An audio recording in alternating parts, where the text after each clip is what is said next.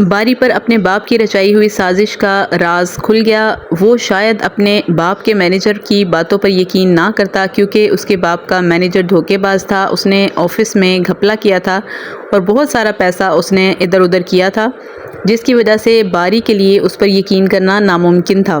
اور باری جو کچھ عرصے سے سمجھ رہا تھا کہ اس کا باپ اب بدل چکا ہے، وہ پیسے کی دوڑ سے پیچھے ہٹ چکا ہے اور اس نے اپنی اولاد پر توجہ دینی شروع کر دی ہے، اور اس کو اپنی اولاد کے جذبات، خواہشات اور احساسات کا خیال ہو چکا ہے۔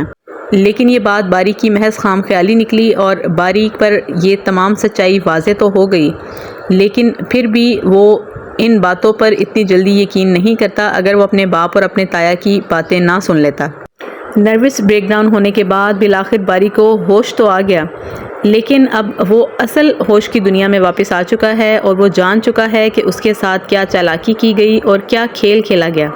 باری نے اپنے باپ سے سوالات تو کیے، لیکن اس کے باپ کے پاس باری کو جواب دینے کے لیے کچھ بھی نہیں بچا تھا۔ وہ چاہتا تھا کہ اپنی صفائی دے، لیکن اس کی صفائی میں کہنے کے لیے اس کے باپ کے پاس کچھ تھا ہی نہیں۔ باری اپنے باپ سے کہتا ہے کہ جس طرح سے آپ نے میری اور پریشے کی محبت کو سٹیٹس کانشسنس میں کچلا ہے، اب میں آپ کے اس سٹیٹس کو لات مار کر جا رہا ہوں اور اس گھر کو ہمیشہ ہمیشہ کے لیے چھوڑ کر جا رہا ہوں۔ دوبارہ کبھی اس گھر میں واپس نہیں آؤں گا۔ آپ کو آپ کا نام، آپ کی شان و شوکت اور آپ کا سٹیٹس بہت بہت مبارک ہو۔ آپ کا بیٹا آج اس گھر سے ہمیشہ کے لیے جا رہا ہے۔ یہ کہہ کر باری نکلتا ہے۔ اس کا باپ اسے روکنے کی بہت کوشش کرتا ہے، لیکن باری بالآخر وہاں سے نکل آتا ہے اور نکل کر پریشے کے گھر جا پہنچتا ہے۔ پریشے اس کو دیکھ کر حیران ہوتی ہے، اور وہ حیرانگی اور پریشانی کے ملے جلے تاثرات میں فوراً دروازہ بند کرنے کی کوشش کرتی ہے، لیکن باری اس کو روک دیتا ہے۔ اب جب باری پریشے کو ساری صورتحال سے آگاہ کرے گا کہ وہ سب کچھ جان چکا ہے اور سارا سچ اس کے سامنے آ چکا ہے، اس کو پتہ چل گیا ہے کہ پریشے نے آخر وہ جاب کیوں چھوڑی تھی۔ تو دیکھتے ہیں پریشے باری کے باپ کو معاف کرتی ہے یا نہیں۔ وہ اپنی عزت کو ویسے ہی مقدم رکھتی ہے جیسے وہ شروع سے رکھتی آئی ہے، یا پھر وہ باری کی محبت میں پگھل کر سب کچھ معاف کر دے گی، یا پھر وہ باری کو مایوس اور خالی ہاتھ لوٹا دے گی۔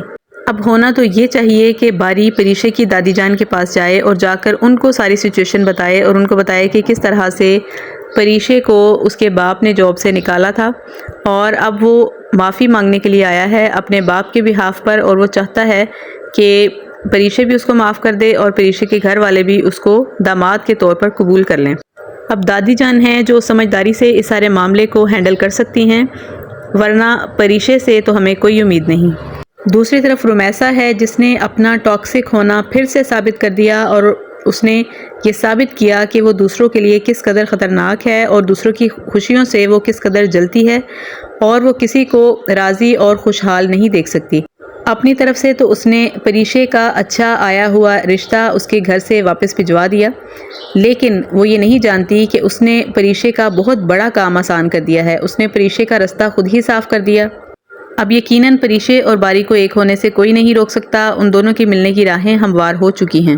اس وقت سب سے زیادہ افسوس ہمیں علیزے کی صورتحال دیکھ کر ہو رہا ہے، جو کہ اپنوں کی سازشوں کا شکار ہو گئی۔ نہ صرف وہ اپنا بچہ کھو بیٹھی، بلکہ سارے کے سارے الزامات بھی اس پر لگائے گئے اور اس کو ہی مورد الزام ٹھہرایا گیا، اور اس کو کہا گیا کہ تم ہی اس سارے واقعے کی قصوروار ہو۔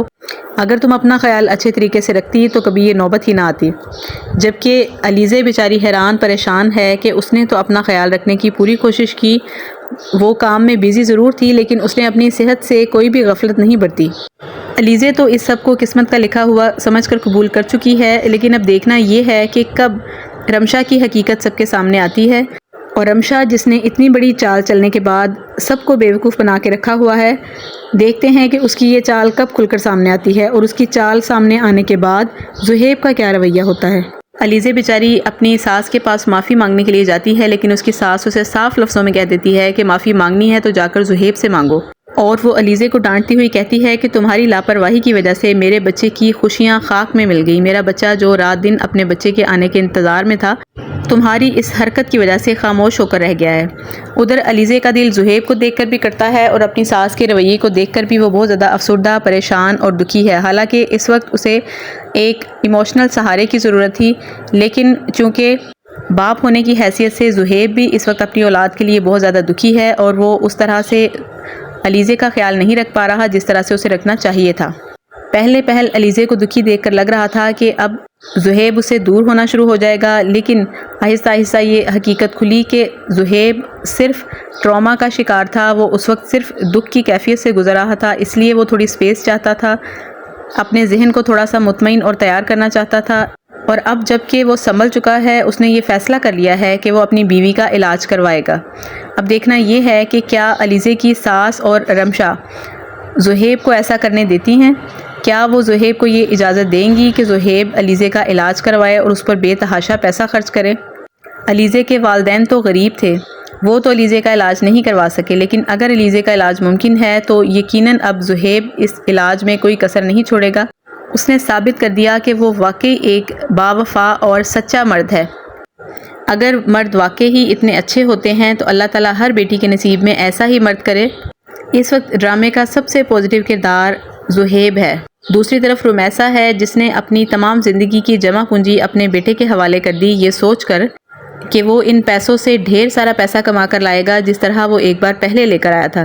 لیکن نہ تو رمیسہ اصلیت جانتی ہے اور نہ ہی کاشف کو حقیقت معلوم ہے کہ اس کے دوستوں نے اس کو ایک بار جوئے میں صرف اس لیے جتوایا تھا تاکہ وہ اب زیادہ پیسہ لے کر آئے اور زیادہ پیسہ ہار کر جائے تاکہ اس کے دوستوں کے دن پھر سکیں۔ اور اب جب کاشف جوئے میں سارا پیسہ ہار جائے گا تو رمیسہ بھی ہکی بکی رہ جائے گی اور کاشف کے پاس بھی رمیسہ کو دینے کے لیے کوئی جواب نہیں ہوگا۔ اس وقت تمام ناظرین کو باری اور پریشے کے مل جانے کا شدت سے انتظار ہے اور سب اس بات کا انتظار کر رہے ہیں کہ آخر پریشے اور باری اب کس طرح سے ایک ہو پائیں گے اور کس طرح سے مل پائیں گے۔ اگرچہ ان کے ملنے کی راہیں ہموار ہو چکی ہیں، سب کچھ کلیئر ہو چکا ہے، لیکن اب دیکھنا یہ ہے کہ پریشے باری کو اور اس کے والد کو معاف کس طرح سے کرتی ہے۔ اور اب ایسا لگتا ہے کہ عنایہ اپنے چاچو پر برس پڑے گی اور وہ ان کے ساتھ وہ سلوک کرے گی جس سلوک کے کیے جانے کے وہ مستحق ہیں۔ اس کے بعد شایان صاحب کو شدت سے احساس ہوگا کہ ان کے بیٹے کا فیصلہ صحیح تھا اور شایان صاحب کا فیصلہ بالکل غلط تھا، اور وہ یقیناً اس بات پر اللہ تعالیٰ کا شکر بھی ادا کریں گے کہ اللہ تعالیٰ نے ان کے بیٹے کو اور ان کو ایک بہت بڑی بلا سے بروقت محفوظ کر دیا۔ اگر آپ کو میرا آج کا ریویو اچھا لگا ہے تو میری ویڈیو کو لائک ضرور کیجیے گا اور میرے چینل کو سبسکرائب کیجیے گا۔ دعاؤں میں یاد رکھیے گا۔ اللہ حافظ۔